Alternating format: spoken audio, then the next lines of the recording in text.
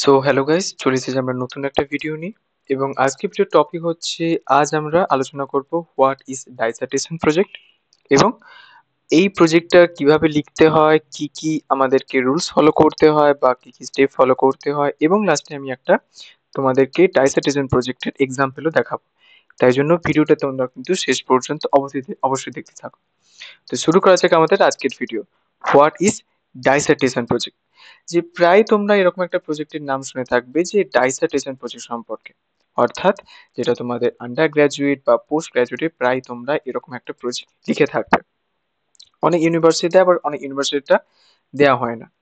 Actually এই প্রজেক্টটা এই আন্ডার গ্রাজুয়েটে বা স্টুডেন্টদের যারা রয়েছে, তারা কেন এই সময় লিখছো, কারণ তোমরা পরবর্তীকালে যদি পিএইচডি করো বা পোস্ট গ্রাজুয়েট যদি করো, এমএ করো, তাহলে তোমাদেরকে অবশ্যই এরকম একটা পেপার তোমাদেরকে বা প্রজেক্ট এরকম লিখতেই হবে, যেটা পরবর্তীকালে তোমরা যে থিসিস গুলো লিখতে চাইছো সেটা সম্পর্কে জাস্ট একটা বেসিক আইডিয়া তোমাদের দিয়ে দেওয়া হয়।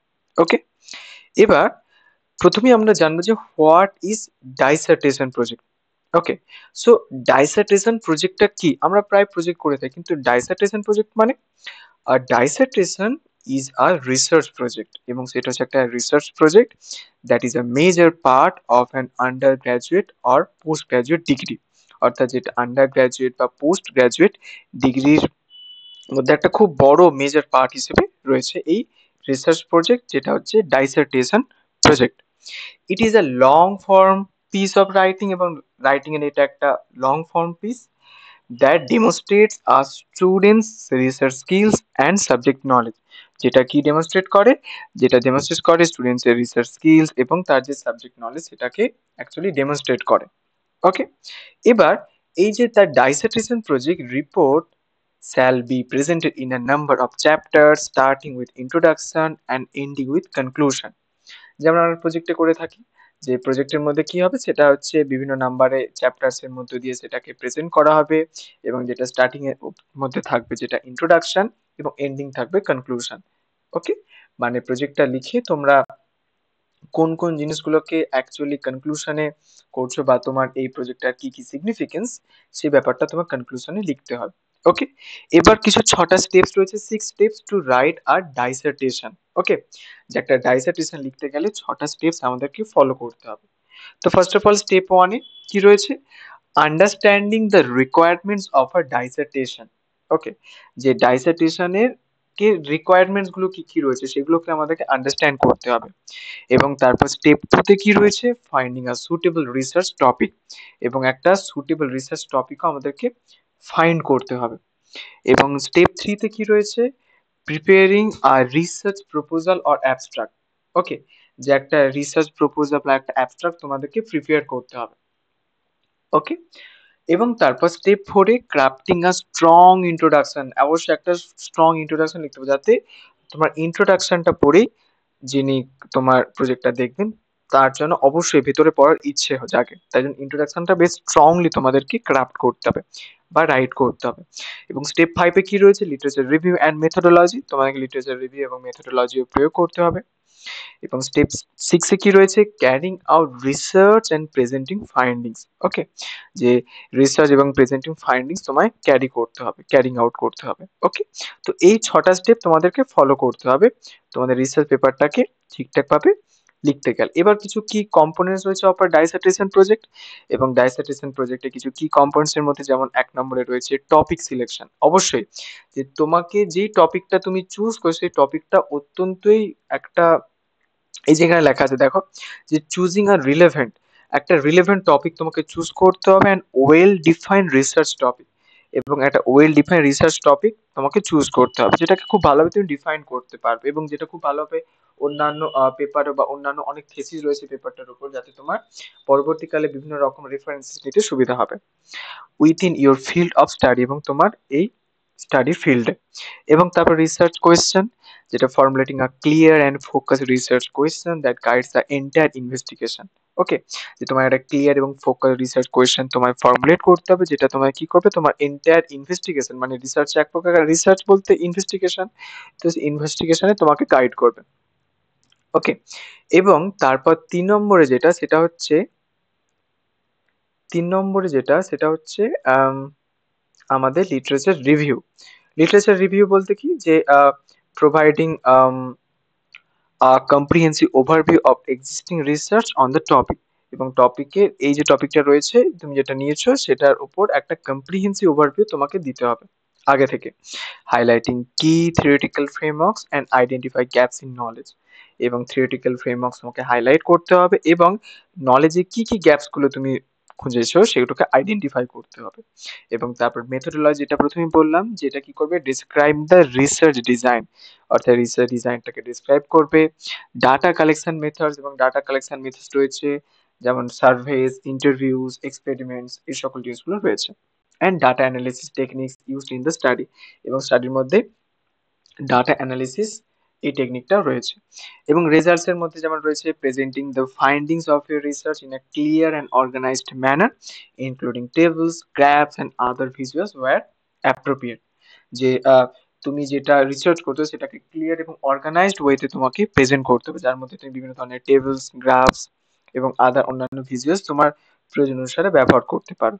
এবং তারপর discussion, interpreting the results of light of existing literature, addressing limitation and drawing conclusion based on your findings, এবং তোমার ফাইন্ডিংস এর মধ্যে তোমাকে একটা কনক্লুশনকে জাস্ট একটা ড্র করতে হবে। ওকে, কেমন ভাবে তুমি কনক্লুশনটাকে কনক্লুড করবে, বা তুমি এই যে রিসার্চ যেটা করেছো সেটা কিভাবে কনক্লুড করবে। ওকে, এবং তারপর কনক্লুশন, সামারাইজিং দ্য কি points of your research and highlighting the significance of your contribution to the field, এবং ফিল্ডে তুমি যে রিসার্চটা করেছো সেটার কি পয়েন্টস গুলোকে সামারাইজ করতে হবে, এবং তোমার এই যে কন্ট্রিবিউশন বা রিসার্চের সিগনিফিকেন্সটা কি সেটা তোমাকে সামারাইজ করতে হবে। ওকে, এবং তারপরে তোমাদের ইম্পর্টেন্ট কিছু কনসিডারেশন রয়েছে, যেখানে তোমাদের যেটা এক নম্বরে রয়েছে এথিক্যাল কনসিডারেশন, যার মধ্যে রয়েছে ফলোইং এথিক্যাল কিছু গাইডলাইন্স রয়েছে when conducting research, যেটা কোনো একটা রিসার্চ কন্ডাক্ট করার সময় এথিক্যাল কি গাইডলাইন্স তোমায় ফলো করতে হবে, যার মধ্যে রয়েছে including informed consent and data privacy. Data privacy ব্যাপারটা আশা করি তোমরা জানো, যে প্রাইভেসি ব্যাপারটা তোমার যে ডাটাগুলো তুমি ব্যবহার করো সেটাকে প্রাইভেসি একটা তোমায় আহ, করতে হবে। এবং তারপর academic integrity, ensuring that all sources are properly cited and avoiding plagiarism, যে কোনো হচ্ছে সেটার মধ্যে কোনো প্লাগিয়ারিজমকে যেন না চলে, ব্যাপারটা মাথায় রাখবে। এবং তোমার যে সোর্স গুলো যেগুলো তুমি ব্যবহার করছো সেটা প্রপারলি ভাবে সাইটেড হবে।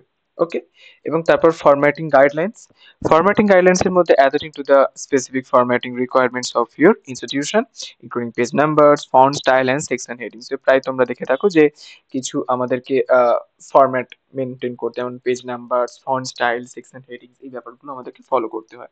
তেমনই ভাবে তোমরা এই প্রজেক্টটা করবে, ডাইসেন্ট প্রজেক্টে।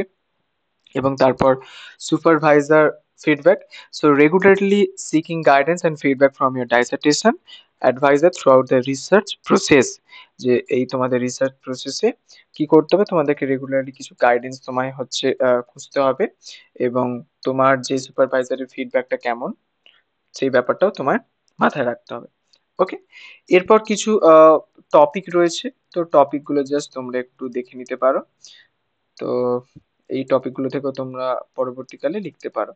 যেমন টপিকের আন্ডারে তোমাদের এখানে যেমন রয়েছে, ফার্স্ট টপিকটা আমরা একটু দেখি, শেক্সপিয়ার ইনফ্লুয়েন্স, উইলিয়াম শেক্সপিয়ারের বিভিন্ন রাইটিং, ম্যাকবেথ, তো এই সকল ম্যাকবেথ রয়েছে, কিং লিয়ার রয়েছে, তো এই সকল রাইটিং থেকে আমাদের অন্যান্য রাইটার্সরা বা আমাদের কন্টেম্পোরারি যে সকল রাইটার্সরা রয়েছেন বা তাদের যে রাইটিং রয়েছে সেগুলো কিভাবে ইম্প্যাক্ট পড়েছে তাদের উপর, সেই ব্যাপারগুলো দেখতে হবে। তারপর ভিক্টোরিয়ান সোশ্যাল কমেন্টারি, ভিক্টোরিয়ান এজের সোশ্যাল কমেন্টারি আলোচনা করতে হবে। Modernist identity, post colonial narratives, যে আফটার দ্য কোলোনাইজড হয়ে যাওয়ার পর, কোলোনাইজাররা যখন এখান থেকে কোলোনাইজ করলো তখন তারপরে কি কি অবস্থা আমাদের হলো, কি কি চেঞ্জেস সোসাইটিতে ঘটতে লাগলো, সেই ব্যাপারগুলো দেখতে হবে। গথিক লিটারেচার ইভলিউশন, এই ব্যাপারটাও তোমরা করতে পারো। Magical realism in Latin American literature, এবং তারপর জেন্ডার রিপ্রেজেন্টেশন। ওকে, এবং তারপরে রয়েছে environmental themes in literature, the role of memory in narrative, representation of marginalized groups, war and trauma in literature, the intersection of literature and psychology. Okay, তো এই ব্যাপারগুলো তোমরা, এই টপিকগুলো তোমরা ফলো করতে পারো। ওকে, এবার আমরা যে বিষয়টা নিয়ে আলোচনা করব সেটা হচ্ছে যে ওই এক্সাম্পল যেটা আমি বললাম, যে আমরা যে এক্সাম্পলটা নিয়ে আজ আলোচনা করব সেটা হচ্ছে তোমাদের Wordsworth as a nature poet, a study of selected poems. কিছু সিলেক্টেড পোয়েম রয়েছে, সেগুলো নিয়ে আমরা আজ একটা প্রজেক্ট তৈরি করি, সেটা সম্পর্কে দেখবো। ওকে, সো ফার্স্ট অফ অল তোমার প্রজেক্টে যেটা হেডিং থাকবে সেটা হচ্ছে ওয়ার্ডসওয়ার্থ, মানে এরকম একটা প্রজেক্ট তৈরি করেছি, Wordsworth as a nature poet, a study of selected poems. Okay, selected poems এর একটা স্টাডি আমরা করব।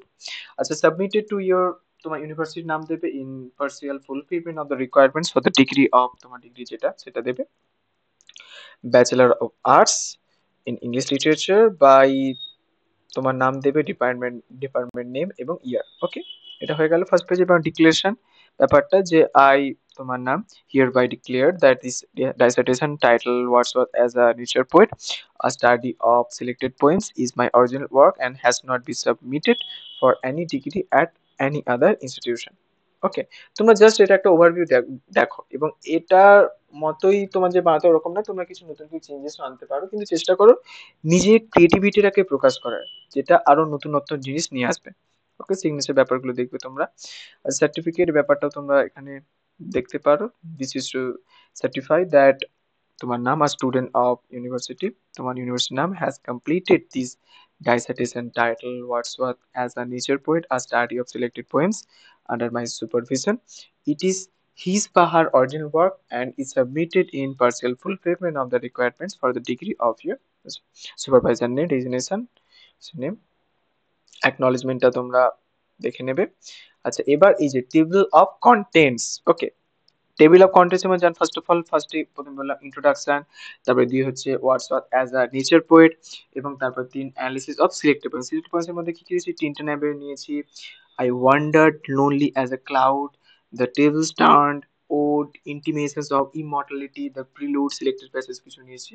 তো এইগুলো আমরা কিছু পোয়েমস নিয়েছি আমাদের অ্যানালিসিসের ক্ষেত্রে। এবং তারপর চারে কি রয়েছে, themes and stylistic devices in Wordsworth nature poetry, এবং তার impact of Wordsworth nature poetry on literature, এবং তারপর কনক্লুশন, এবং তারপর এটা বিবলিওগ্রাফি। ওকে, তো এই আকারে আমি মোটামুটি সাই chapter 1 introduction, background of the study, objectives of the study, research methodology. Okay, তোমরা জাস্ট একটু এটা পড়ে নিও।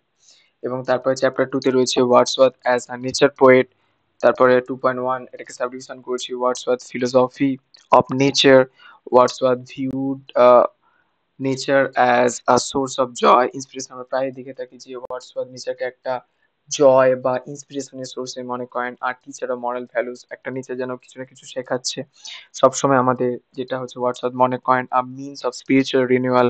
ওকে, তো এই ব্যাপারগুলো রয়েছে। আচ্ছা, তারপর রয়েছে চ্যাপ্টার 3 অ্যানালিসিস, যেটা বললাম সেটি পোয়েমস এর মধ্যে, তোমরা এগুলো দেখে নাও। মেজর থিমস গুলো সম্পর্কে আলোচনা করা হয়েছে, স্টাইলিস্টিক ডিভাইসেস কি কি ব্যবহার হয়েছে। ওকে, এবং তারপর impact of Wordsworth nature poetry on literature, এবং তারপর চ্যাপ্টার 6 কনক্লুশন, এবং তারপর লাস্টে বিবলিওগ্রাফি। তো একদম খুব ছোট, খুব বড় করিনি তোমরা, এরকম ছোট করো না, একটু চেষ্টা করে একটু বড় ভাবে করার। ঠিক আছে, জাস্ট একটা তোমাদের একটু ওভারভিউ দিয়ে রাখলাম যে কোন কোন জিনিসগুলো সম্পর্কে তোমাদেরকে একটু আলোচনা করতে হবে। ওকে, এবার তোমরা কি করবে, তোমরা হচ্ছে এই যে সিলেক্টেড পোয়েমস গুলো রয়েছে এগুলোকে সম্পর্কে একটু অ্যানালিসিস করবে।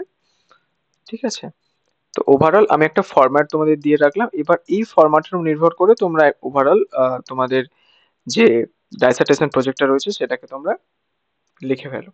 ঠিক আছে, আর যদি তোমাদের কোথাও কোনো প্রশ্ন থাকে অবশ্যই তোমরা কিন্তু কমেন্টে জানিও, আর যদি তোমাদের ভিডিওটা ভালো লেগে থাকে অবশ্যই তোমরা কিন্তু ভিডিওটা লাইক করো।